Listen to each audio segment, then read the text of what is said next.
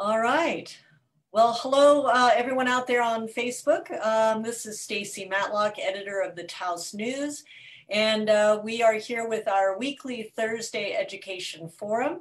I'm very pleased to have several guests with us today. Unlike in the past three that we've done, we are not at the Kit Carson Electric boardroom this time. This time you will be seeing each of us in our own little space.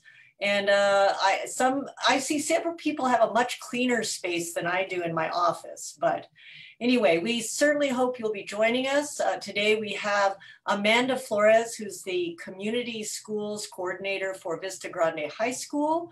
And we have Dr. Lillian Torrez, Superintendent of Taos Municipal Schools. And we have Anita Bingas, the Strategic Support Manager at UNM Taos. And she has with her two very special guests from early childhood education that she will be introducing.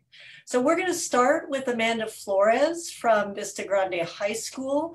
And she's going to be trying something we have not tried before. You know how dangerous that can be, but it did work earlier. She's going to be actually doing a presentation, a PowerPoint, so that she can explain some of what Vista Grande is doing. And so Amanda, welcome. Thank you, Staci. I'm just going to go ahead and start sharing my screen here, and hopefully this all works. Can you guys see that? Yes. See it great. I can present, go into present mode. There we go. Cool. So hi, Taos community. As Staci said, I'm Amanda Flores. I'm the Community Schools Coordinator at Vista Grande High School, and I am super honored to be in this role, and I'm very proud to be a part of this amazing little school. So yes, we are a community school.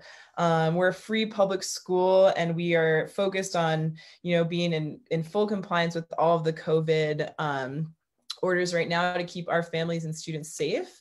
And as a community school, we are one of 4 schools in the county to receive funding from the public education department to really work alongside students, families, community members to re-envision what a school can be, and that we can provide wraparound resources for our families and students and what they need, and just be a hub where people can come and get support with mental health, physical health, more access to after school programming, mentorships, internships, just more opportunities for civic engagement with this whole community, and really weaving everything together so that we have these networks of support to take care of one another. And so we're really proud of this initiative and taking this on, and we're in year 2 of implementing it.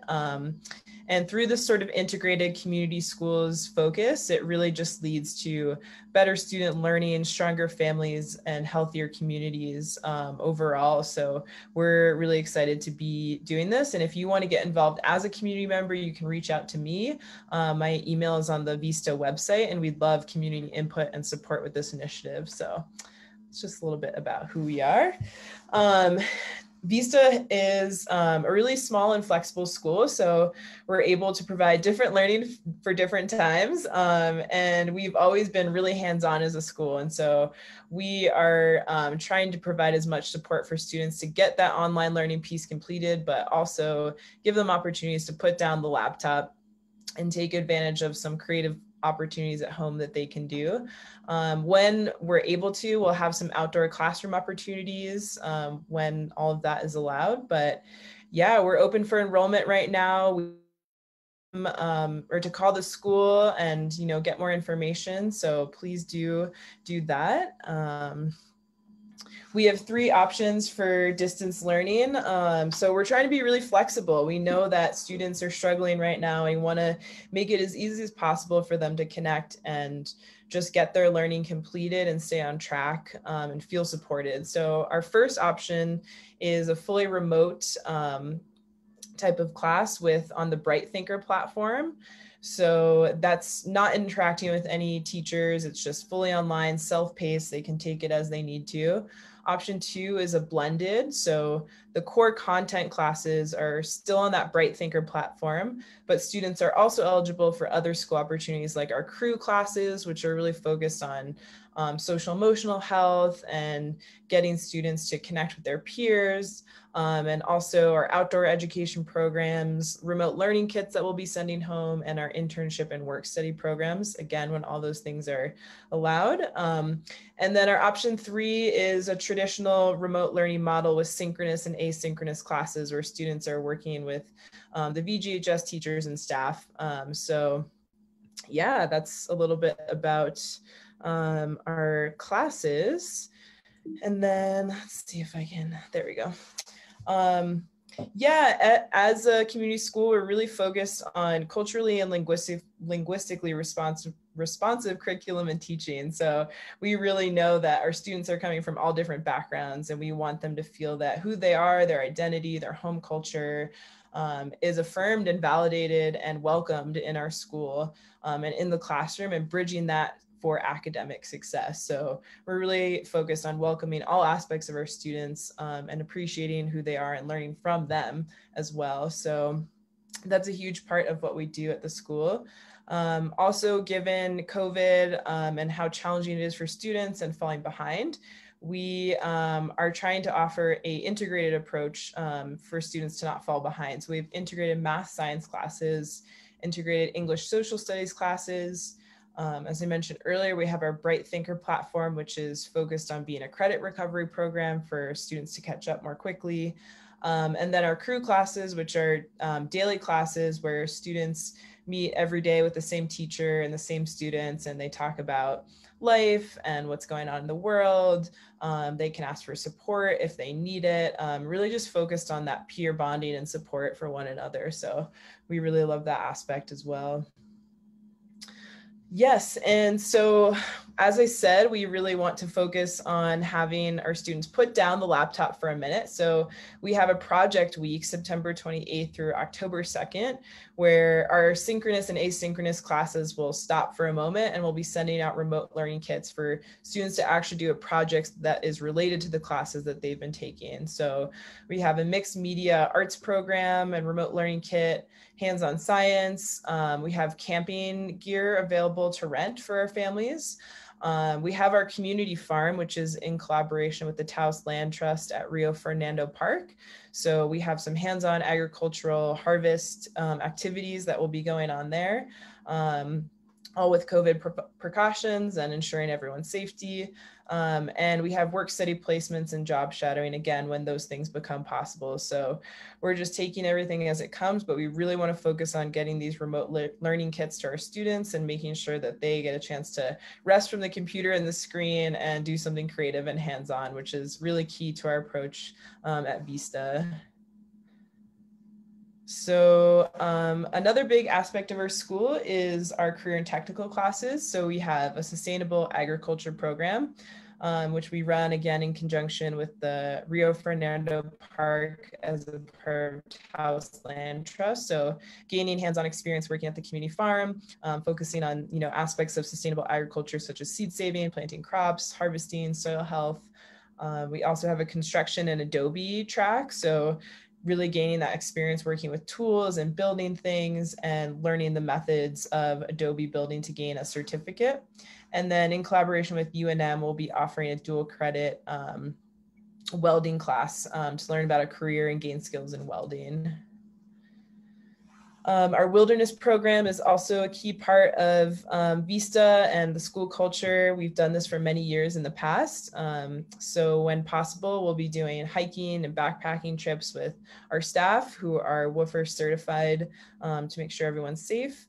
Students get the chance to learn about Leave No Trace camping. And currently we have free rental camping gear for all of our VGHS families to rent and take out for the weekend. So Labor Day weekend, VGHS families come and grab some stuff and get out there and enjoy this beautiful landscape. So yeah. And another big aspect of what we do is our internships. So we do have paid internships available for our students.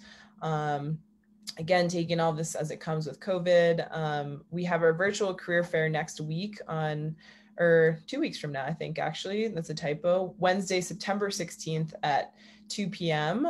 For more information for our students. We also know that a lot of our students at Vista are working, and we want to honor that, and a lot of work experiences for our students can count towards credit.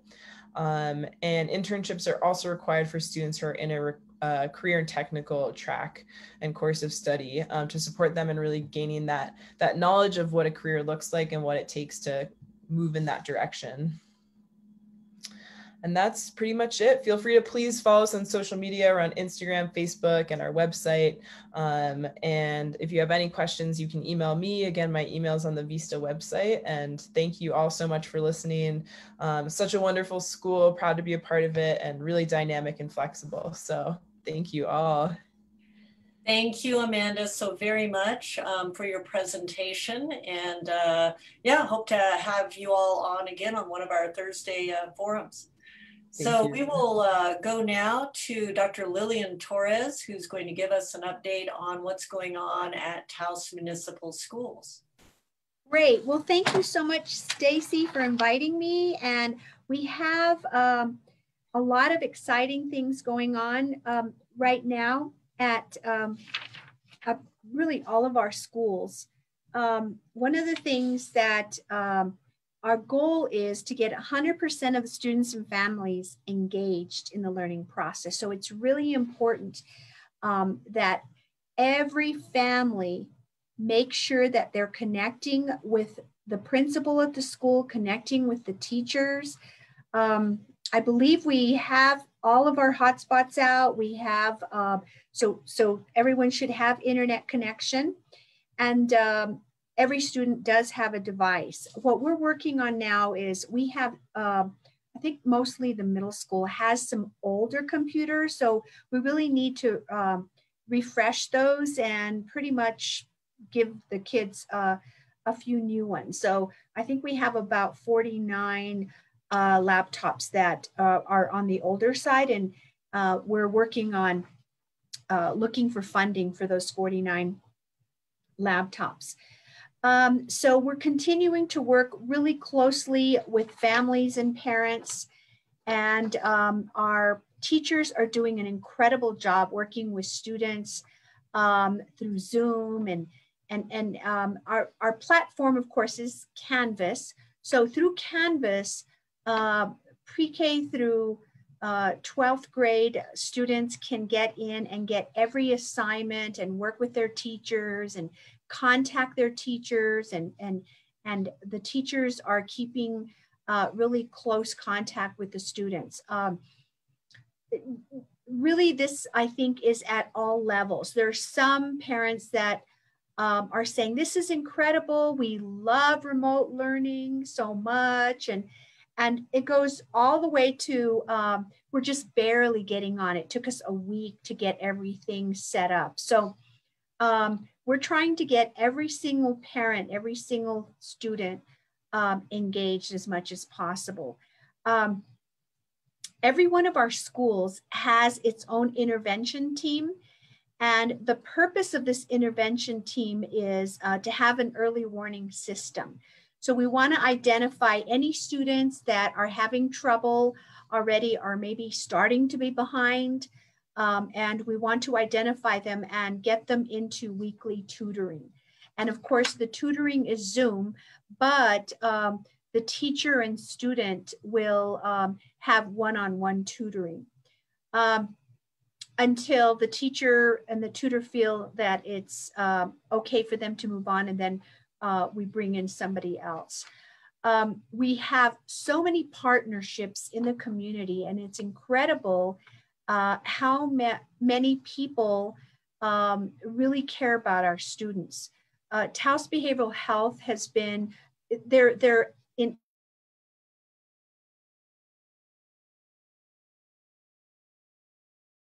our students in need of any mental health issues, or some is just, struggling through this COVID period. So we really thank the Taos Behavioral Health for that.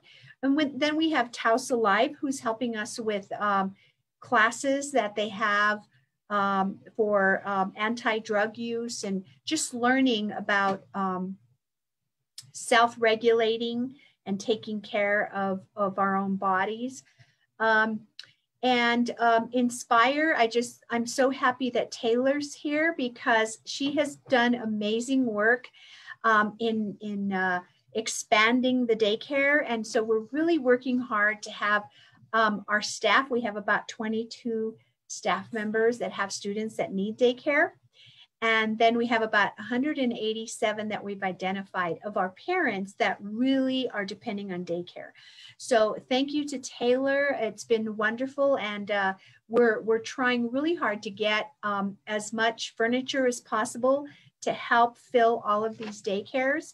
There's some other things we may need, like the headphones for students, because they're going to be online, and in a daycare they may need some of their headphones. And so we're working really hard to have the great partnerships that we have. And one of the neat things that is going to come in the next week is our new website. It's an incredible website. You click and it will turn the whole website to Spanish. We will have our leadership, our senior leadership students that are right now, they're on our student reports for our board meetings. They are pretty much running a lot of Zoom meetings and things for our other students. And the seniors, we're going to have their picture and what their aspirations are and why they love Taos High School. And so that particular group will be on the homepage. And then we'll be changing a lot of information, constantly updating.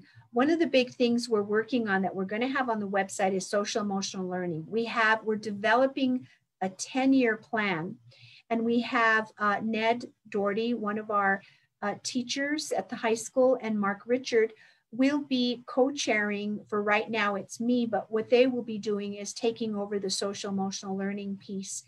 And we want to develop a 10-year plan. For instance, our second graders now, by the time they graduate, they would have had social emotional learning embedded into all of their classes. And so they will be highly emotionally intelligent, to be able to have the skills to self-regulate in life, to be able to have the knowledge and everything that it takes to live a fulfilled life. So that is sometimes the missing piece in education. And so right now we're working very hard to embed it in every one of our classes and curriculum. And of course, it's our 10-year plan. So we're starting slow, but we do have, thank you to Dr. Amy Franklin, who has been kind of involved in guiding us. And we have our Dallas Independent School District that has a comprehensive program that we've been partnering with. So we're really going to work hard to accelerate that. So on our website, it will have a box that says SEL. So when you click on that, you're going to see all the things that we're working on our 10-year plan, for instance. The newest SEL project that we have is our social workers. What they want to have is, they named it tea party. They want to have a tea party every morning of the week. So if you're a parent and let's say you have Tuesdays off, you say, well, I'm going to look at the schedule and see when the tea party is on Tuesdays. And you can join in, and each day of the week, 1 or 2 social workers will together have a parent support group that everybody has tea, they get online, and they talk about the struggles they're having, the challenges, and all the great things that they've been able to do, so that they can exchange ideas with other parents. And someone's having an issue with their second grader, and then the other person says, well, this is what I'm working and it's worked for me. Maybe they can get the free desk that was offered or something like that. So these parent groups, what we want to do is our goal is to grow them a little at a time. And so if we have one every week, a parent can just join in whenever they have the availability, and usually it's the same day a week that they will be joining in. We have Zoom groups throughout. The high school has Coffee on Friday. So Coffee Fridays, we have 100 parents already joining in every Friday with CJ Grace, the principal. So these little Zoom groups are to engage our parents into understanding what we're doing and answering questions and being a part of Taos Municipal Schools. So back to the website. So we're going to, so that will be an example. That's an example of one, and you'll see different boxes, and you'll be able to get a lot of information about Taos Municipal Schools. And then each school will have their own website with a little video on each one showing the school, and the principal will welcome everyone. And people will be able to click on the directory. If you want to get a hold of a particular teacher and email her, all you have to do is click on there. And there's going to be, it's going to be a real upgrade. So we're really excited about that coming up.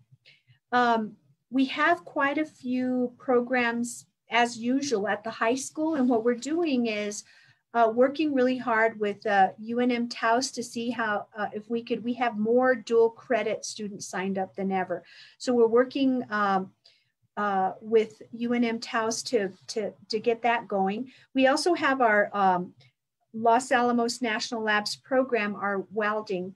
And with this welding program, what students will do is once they finish at the end of the year, they will move to the next level at Los Alamos National Labs, and they will go into an apprentice program, and the pay is about $40,000, something like that. So they will really move up.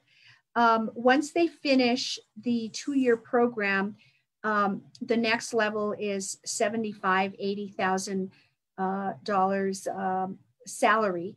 And so this is a program to put them in a pipeline of that occupation. So this is, we're just barely starting now. And we've got a curriculum that is required by LANL so that they can be prepared for the LANL program. So we have that. And then we also have our farming infrastructure that will be working outside, including a high tunnel frame like the one that we have at Arroyos. And it's a big grow dome, aquaponics, and grow towers. And so what we're going to do is begin all of those programs. We have our biodome also that we're going to be working out of. And our clean energy program, we have expanded that. And so we have a lot of programs that are outdoors that are perfect for this COVID period, because students can go out. And with that, some of the things we're working on is, some of you may know where our high school is. We have the Voc Ed building, and then we have the main building. We're working on getting some canvas pieces, some shade structures, and we can put tables out to teach students. Once we start bringing students in, we're hoping that we can teach outside. So we do have some tents already, and we do want to expand that while the weather is nice.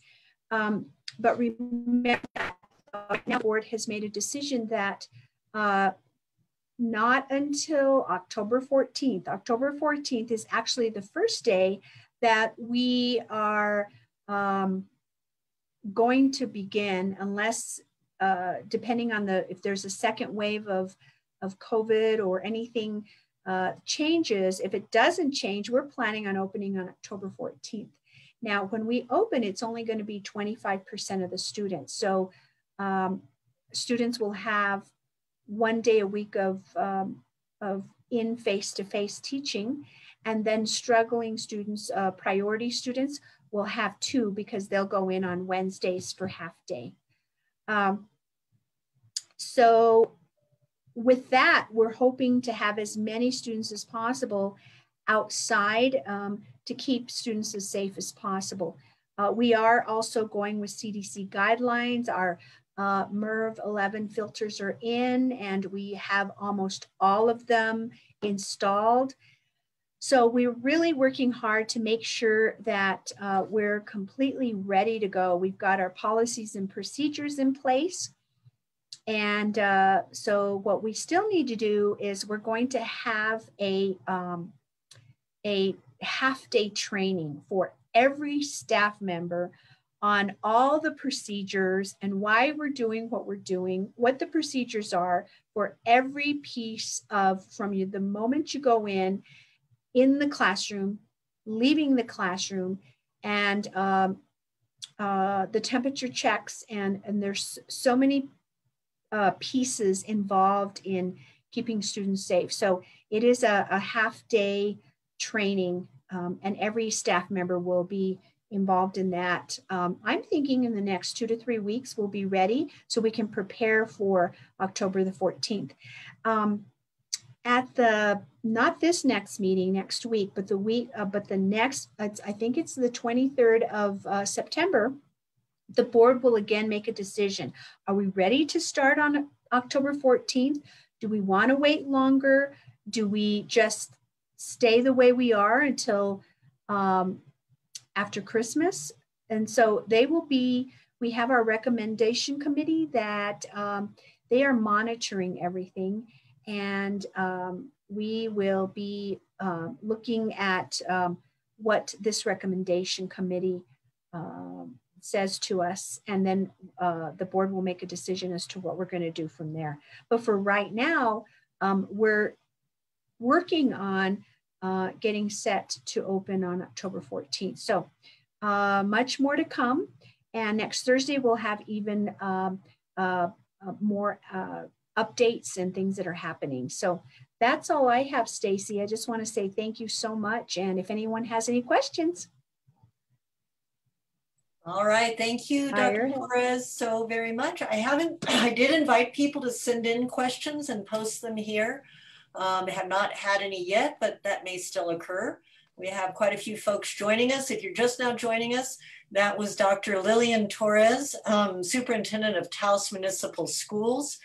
And, Dr. Torrez, it seems to like you a lot. It's staying on you. Before her was Amanda Flores, who is the Community Schools Program Coordinator for Vista Grande High School. And now we're going to hear from Anita Bingas, who is the Strategic Support Manager for UNM Taos. It only took me 3 meetings to actually get that title correct. And she has brought some very special guests that we're going to hear from shortly. So Anita, take it away. Thank you, Staci. And I want to thank Amanda and Lillian, Dr. Torres, for all the great work that you're doing in K-12 and high school education and training, not just in the academic piece, but in the soft skills, that social emotional intelligence that we talk about in preparation, not only for continuing their education and entering to the workforce, but to be whole, healthy humans and contributing members to our community. So thank you for the work that you're doing, and UNM Taos, we're really honored to work with you all and to try to continue on that great work that you all have started in each of those areas.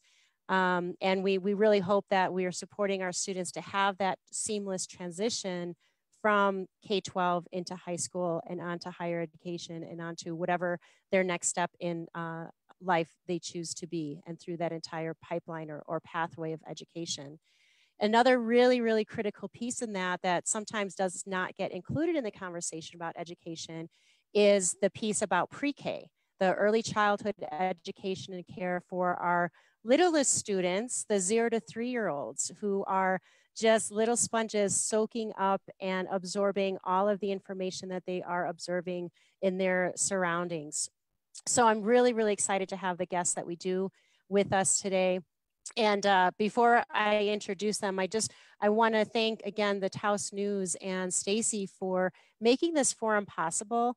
And as I'm looking around at all of our guests today, it's really amazing to me that we have pre-K to K-12 to higher education represented today. And I think that's really critical, that as we really work together as a community to identify the needs of community, to support the needs of educational and workforce opportunities and economy and all of those factors and indicators of health of a community, that all of us are continuing to work together from early childhood through K-12 into higher education and all of the workforce supports as well. So thank you for making this possible and bringing us all together today. So without further ado, I'm really pleased to share that we have two amazing guests in the early childhood education and care sector with us today. First, we have Taylor Etchemendy. She is the executive director for the Speyer Bilingual Early Education Center, Early Learning Center here in Taos. She also serves as a mentor network coordinator at UNM Taos. If that's not enough, she also has been serving as the Taos Community Cares Project coordinator. And she'll be talking more of that project, but essentially she's been working with another group of people to develop satellite hubs of early child care centers out in the community to increase our capacity to support families and children. So she'll be starting off. And then we also have Tracy Jaramillo, who is the director of the UNM Taos Kids Campus, who will be talking about what we're doing on campus to reopen in a modified way to continue to support as many families as we can at our kids campus. I would also like to say that both Taylor and Tracy are founding members and current active members of the Paso Early Child Care Network. And I'll defer to them to share more about that.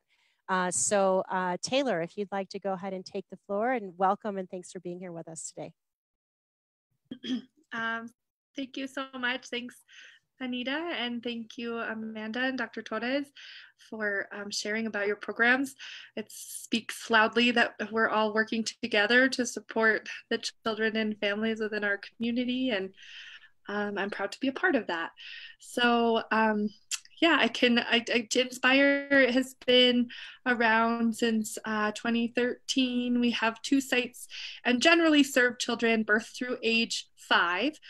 And it's the Redu-inspired bilingual program where we really think about children as the protagonists of their own education, and teachers really take on more of a role as a researcher to research the development and interests of the children within their classes, and then build opportunities for those children to make sense of the world around them. And then parents are an integral part of that, serving as partners in the learning.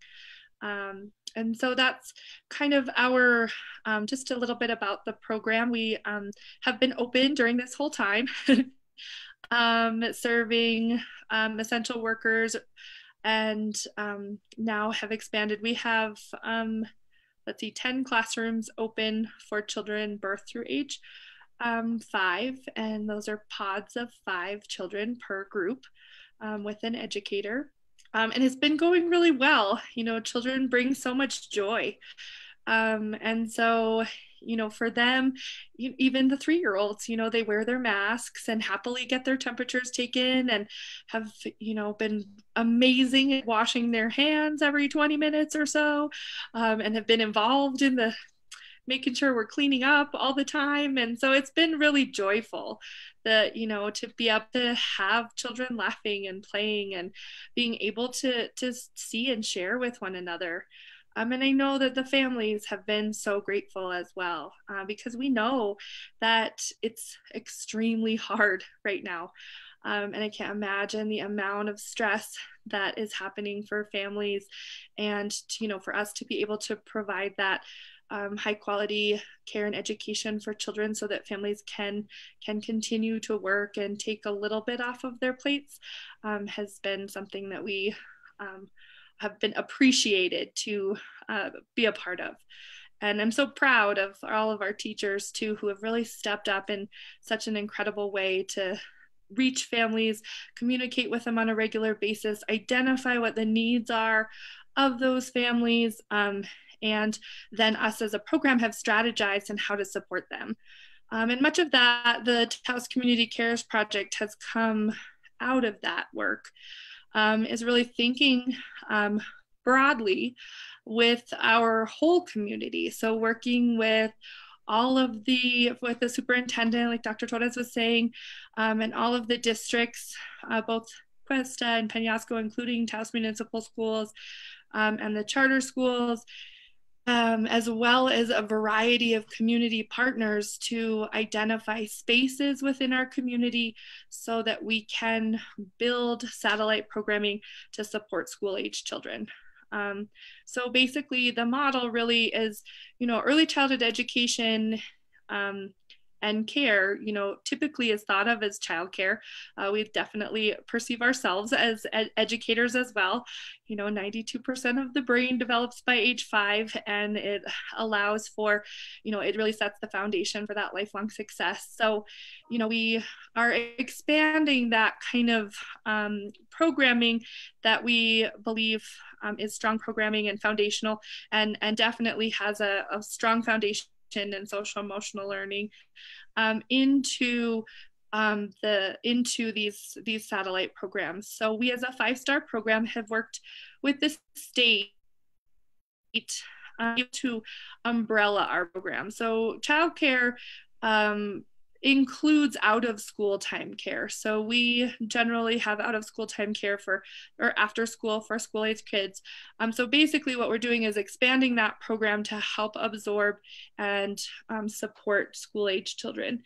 So we have partnered with Taos County and Taos Behavioral Health and many other partners within the community to identify spaces and educators and train them to support these children in these pods of 5. And so it's been a lot of intense coordinating with many different entities. So we currently have 8 pods going. We're opening an additional 8 next week in collaboration with Taos Behavioral Health at the Taos Christian Academy. And then we'll be working toward opening additional programs in close coordination with the schools and the principals and teachers from each school. The idea is that children are in a safe space where they are surrounded by peers from their own grade and experiencing the online learning in a way where they have the person-to-person support from a pod provider, and then that pod provider is able to supplement some of the remote learning with hands-on integrated project work, and then again a huge social emotional focus.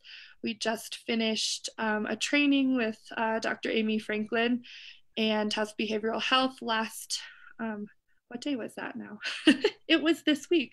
On Monday or Tuesday, where we went through as a foundation, just kind of a training for all of the pod providers in social emotional learning. And then we'll continue on a monthly basis to be able to provide learning communities and support so that we can make sure that that's the foundation of the work that we're doing.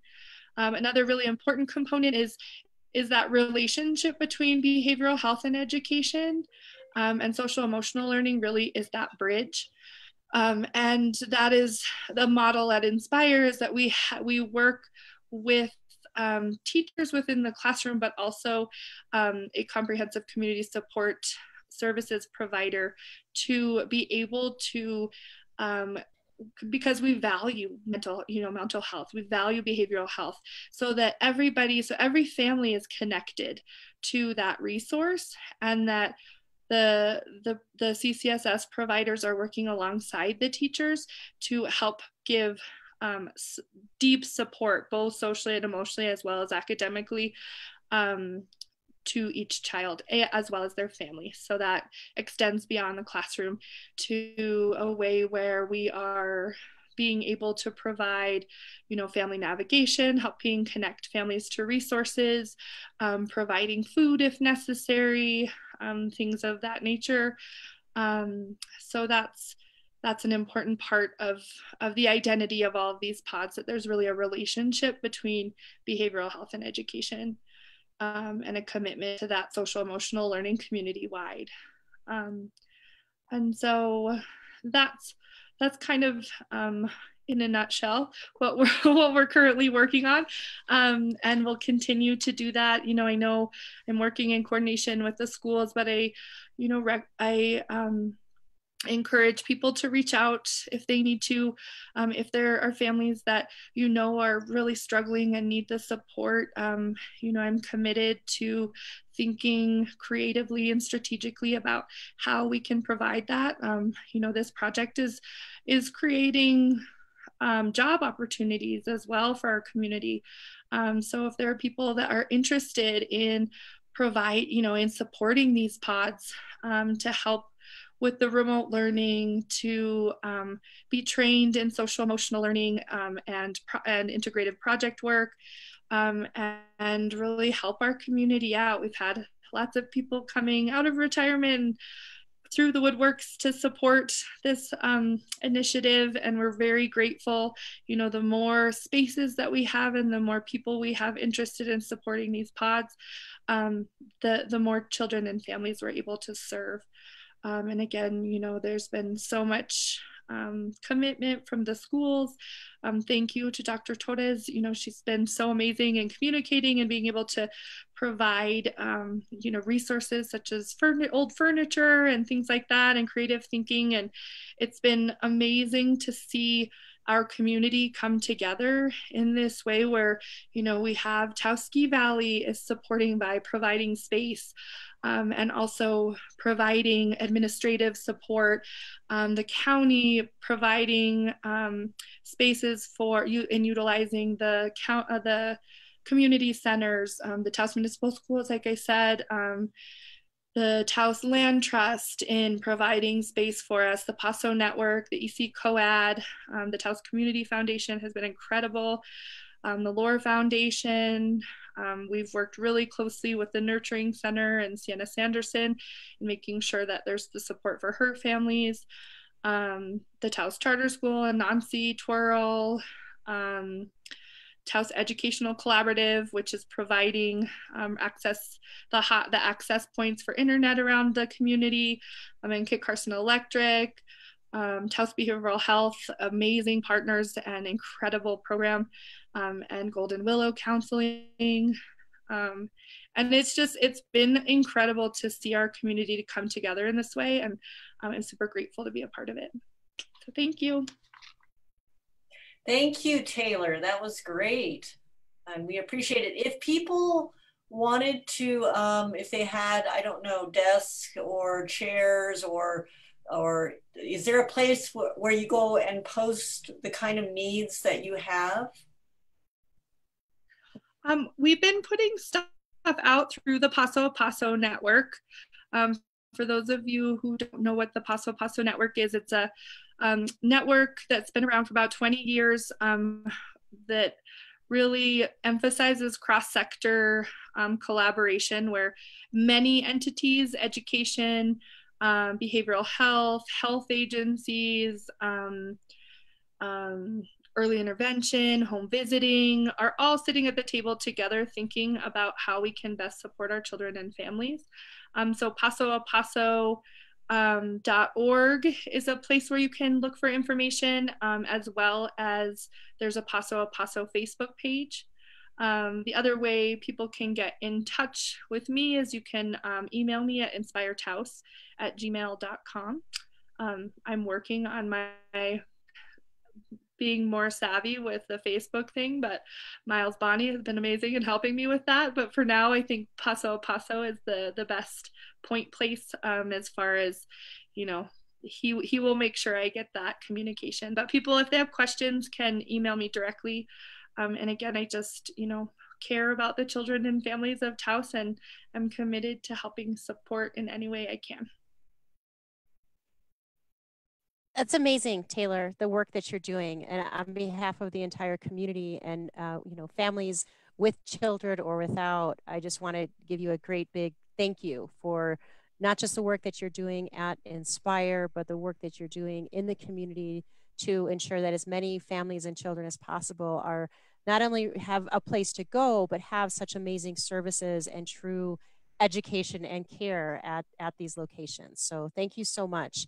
I did, while Taylor was speaking, I did add some resources in the Facebook comment section, websites and Facebook links to Paso and Speyer, as well as the Taos Education Collaborative that she mentioned. So those resources are there for you all to refer to. So thank you. So next, I'd love to welcome and turn the floor over to Tracy Jaramillo, the director of the UNM Taos Kids Campus. Welcome, Tracy, and thank you so much for your work and for being with us today. Thank you for having me. I'm happy to be here. So I am the director of UNM Taos Kids Campus, which is an early education program serving children 6 months to 5 years old.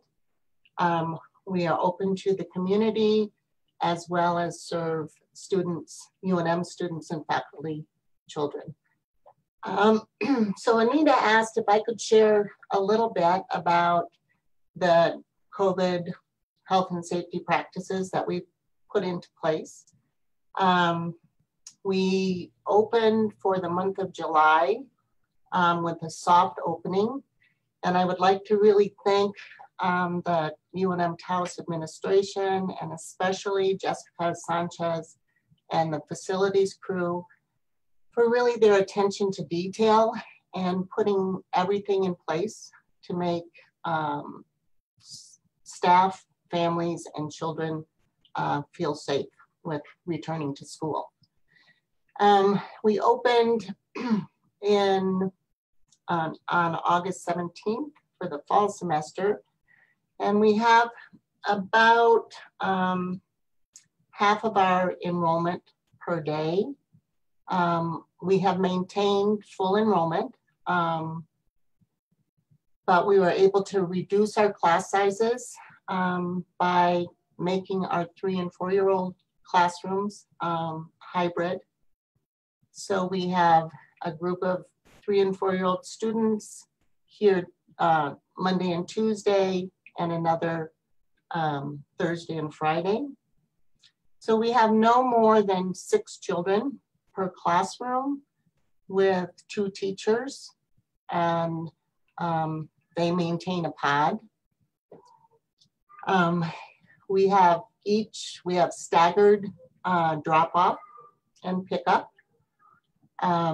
Each of the groups of children are entering a separate entrance into the building. Families sign in, and there's temperature take and a health screening at the front of the building. This is new for us to not have parents be a part of the daily education inside our program. But we're doing everything we can to communicate on a daily basis, to post outside and share documentation of student learning. Teachers are in daily contact with families, sending photographs, video, reaching out to see what their needs are. So it's the day-to-day practices look a little different, but we've been able to maintain our strong commitment to the education and care and respect shown to our children and families. So that's what our program looks like right now. We will maintain this schedule until we feel that, or we hear from the state that things are relaxing and becoming safer in our community. So I feel like it's going very, very well. Children are happy, staff are happy, families are happy, and we can't ask for more than that. Thank you. Thank you so much, Tracy. You're right. We can't ask for more than that. The families are happy, the students are happy. And it's, you know, I've witnessed the kind of the metamorphosis of what the campus as a whole, and specifically what the kids campus has had to do with all of those extra protocols to be able to open in a safe way. And it certainly has not been any small task. So kudos and thanks to you and your teachers and staff. And also, as you mentioned, to our facilities team for just doing really a tremendous job.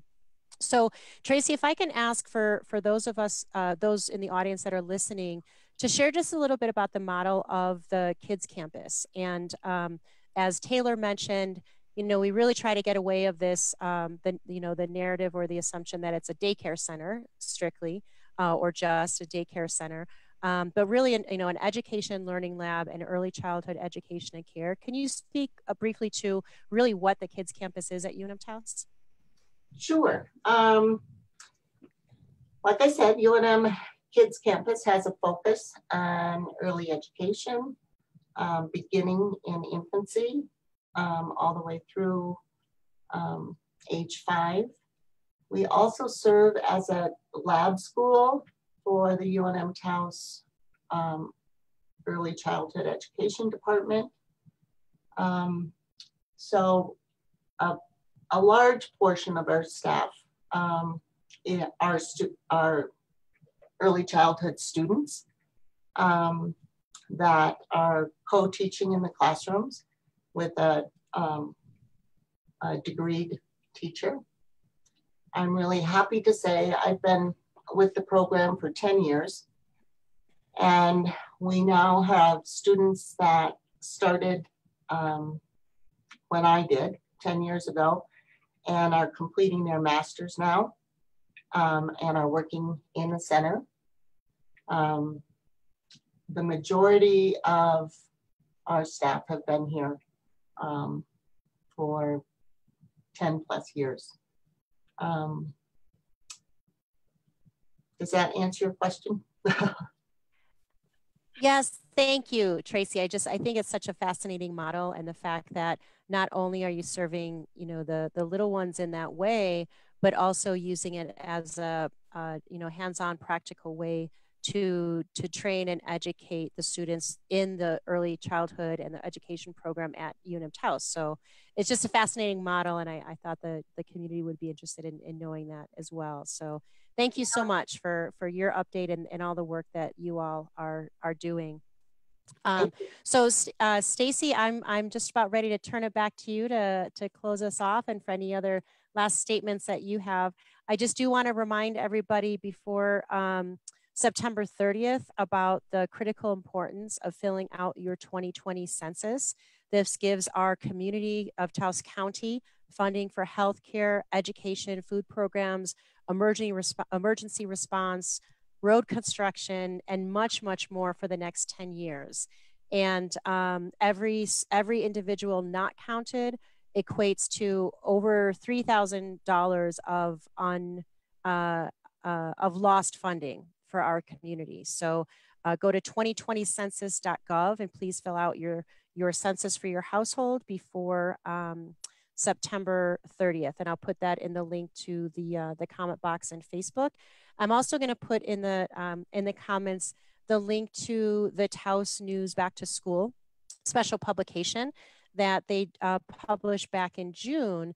But all the information that we've shared with you here and then some is in that really beautiful publication. There's information on early childhood in the Paso network, some very thorough information from Dr. Torrez on the Taos Municipal Schools, and some information on UNM Taos and the programs and services that we offer as well. So thank you again, Staci and the Taos News, for hosting us all today. We really appreciate having this forum to come together and update our community. So thank you. Thank you, Anita. And I'm not sure, this is the first glitch. Okay, so everyone watching the beautiful face of Dr. Torrez, that's not actually me, so I'm not sure. But I mean, it's fine with me. I'll talk and Dr. Torrez will be the model. I'm not sure why he's not shooting back to me. Funny. It's fine with me. So I thank all of you for being with us today, both our viewers and our panelists. And as Anita mentioned, September 30th is the last day for the census, and sad to say, but in fact, we do a census update every week on Thursday in the Taos News, and right now New Mexico is last in the nation for our response rates. Come on, people, we can do this. We can do better.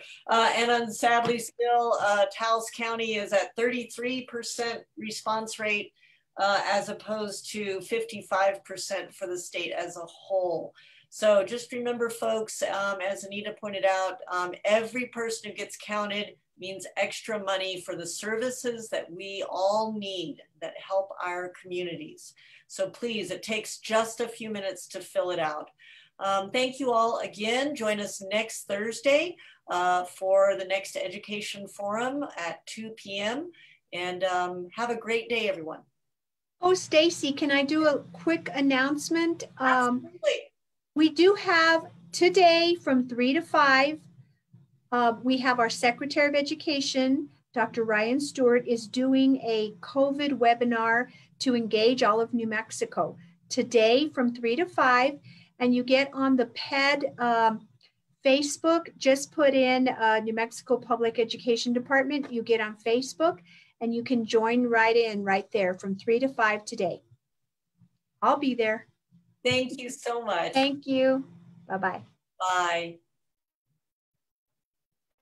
Thanks, everybody. Thanks for joining us. Thanks, Staci.